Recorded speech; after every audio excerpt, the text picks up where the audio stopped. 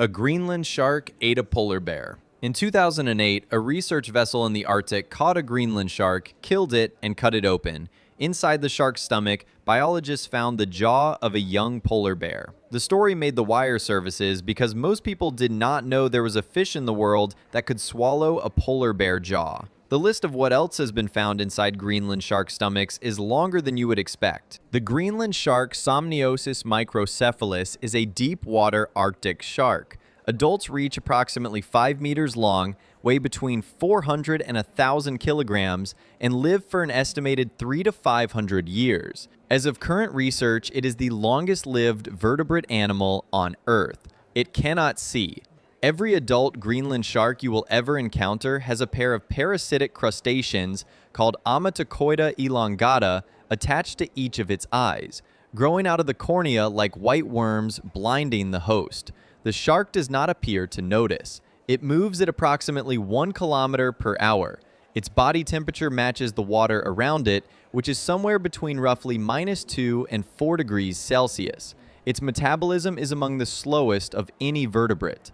Its flesh is poisonous to humans because of high concentrations of urea and trimethylamine oxide. The Inuit have used it as food for centuries, but only after months of burying and fermenting it in a process called castor. This is the animal we are about to open. In 2008, the jaw of a polar bear was recovered from a Greenland shark's stomach. The case was reported by Reuters and entered the published scientific literature shortly afterward. In 2014, a separate Greenland shark was found to contain polar bear muscle tissue and skin in its stomach.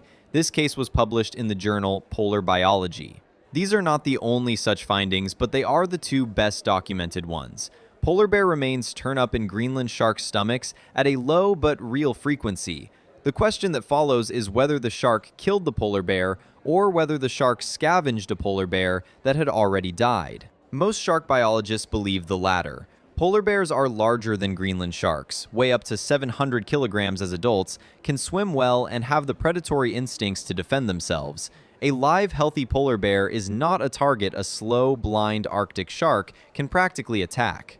A dead polar bear floating in or under the ice, however, is exactly the kind of food a Greenland shark is built to find. The probable mechanism is that polar bears occasionally drown, fall through thin ice, or die of exhaustion during long ice floe swims. The Arctic Ocean has a steady supply of dead polar bears.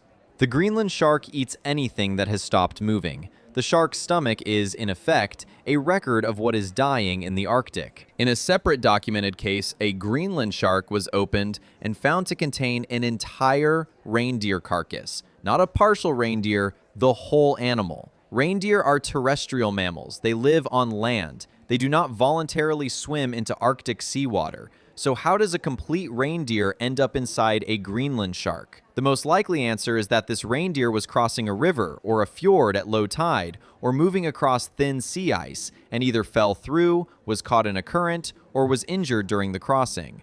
The shark, patrolling the coastline, located the body using its powerful sense of smell. Greenland sharks can detect blood and decomposing tissue from a considerable distance. The shark then swallowed the reindeer roughly whole. The shark does not chew. Its teeth in the upper jaw are small, narrow, and pointed, used to anchor the prey. The lower jaw has larger, broader teeth that the shark uses to saw rotational pieces off. For something the size of a reindeer, the shark either swallows it whole when it can, or rotates its body to tear off chunks. Moose remains have also been documented in Greenland shark stomachs. Moose are even larger than reindeer. Adult moose can weigh 700 kilograms. They are also terrestrial mammals that occasionally cross rivers and inlets, especially in spring when ice is thin. A moose carcass on the bottom of an Arctic inlet is a once-in-a-lifetime meal for a Greenland shark, but the shark has a lifetime that may be 500 years long. A given individual shark may encounter 5 or 6 such meals in its life. This is part of why these animals can survive on such slow metabolisms. The combination of long lifespan, low energy expenditure, and an opportunistic feeding strategy means that a Greenland shark does not need to eat frequently. It just needs to eat exceptionally well when something dies in the right place.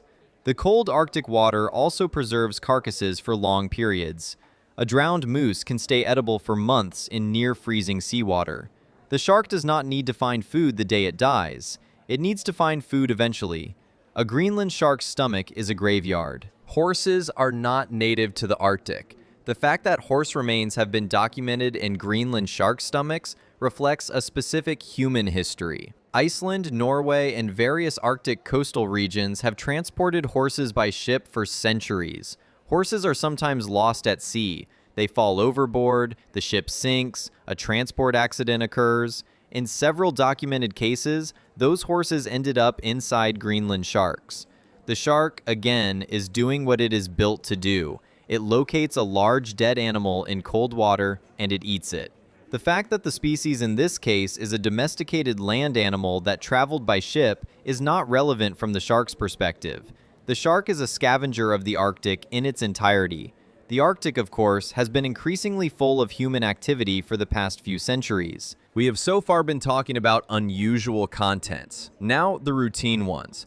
The most common stomach contents in Greenland sharks are seals, ringed seals, bearded seals, and occasionally harbor seals. A 2019 study published in Frontiers in Marine Science analyzed the stomach contents of 88 Greenland sharks and found seal remains in a substantial proportion. Seals are the only category where there is good evidence that Greenland sharks actively hunt rather than just scavenge. The evidence is indirect but suggestive. Some captured Greenland sharks have been found with intact, undigested seal tissue and skin from seal species that show no signs of prior injury or decomposition.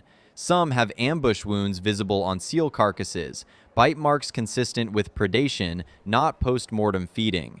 The proposed mechanism is that Greenland sharks ambush seals that are sleeping at the water surface or near breathing holes.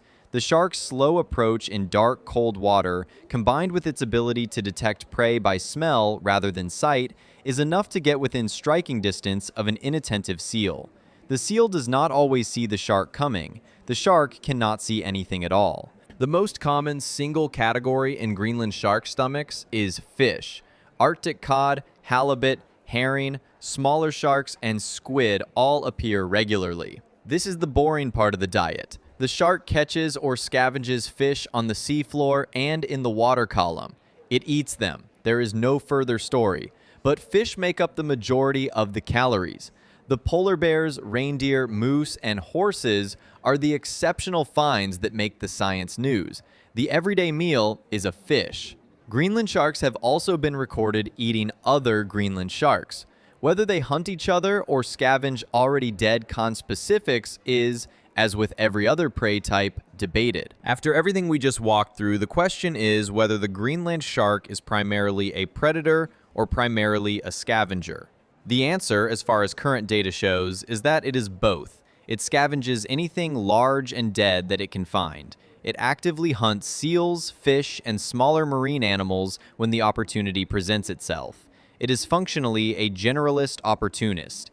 This is the standard strategy for animals with long lifespans and low metabolisms. You do not specialize in one prey type. You eat whatever you find. Your slow metabolism means you do not have to find food often. Your long lifespan means that even rare, large meals add up across centuries. The shark is, biologically, a 400-year garbage disposal that occasionally catches something fresh. The stomach contents data comes from research vessels that catch Greenland sharks as bycatch or for explicit study. The sharks are killed, dissected, and the stomach is examined.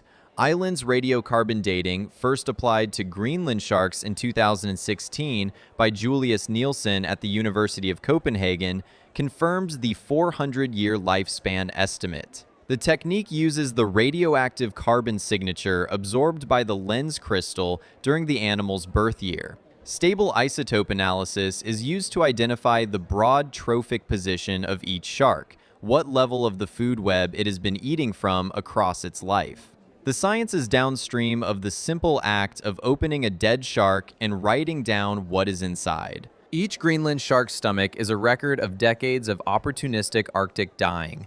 The shark itself is one of the oldest individual vertebrates on Earth. It will probably outlive the people who studied it. If you watched all the way through, hit subscribe. Next week, the parasite that becomes a tongue.